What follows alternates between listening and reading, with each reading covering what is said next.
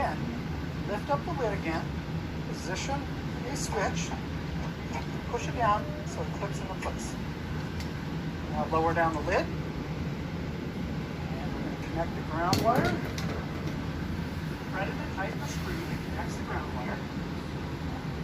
And position the switch, push it down so it clips into place.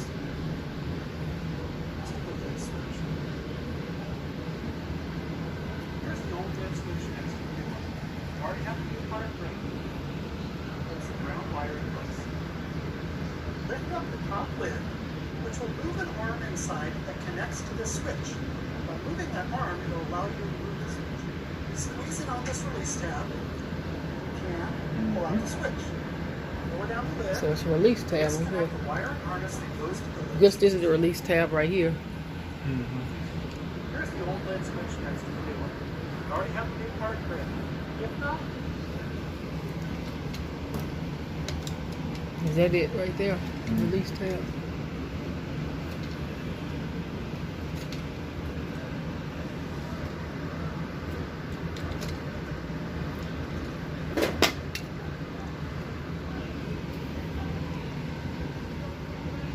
Like this.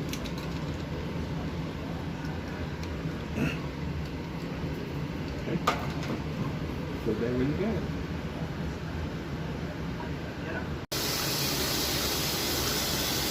Thanks to you, Ken Maxwell at Tennessee College of Applied Technology in Smyrna, Tennessee. My washing machine wasn't working, and I learned troubleshooting skills in the IEM program. That stands for Industrial Electrical Maintenance Mechatronics. That's the program at TCAT. I learned how to troubleshoot. I learned how to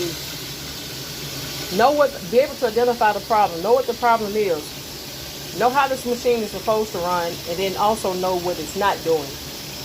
And what this machine wasn't doing is it wasn't spinning, and I would hear a ticking sound. So the first thing that came to my mind was timer and then pressure. But instead of a pressure switch, I ended up needing a lid switch.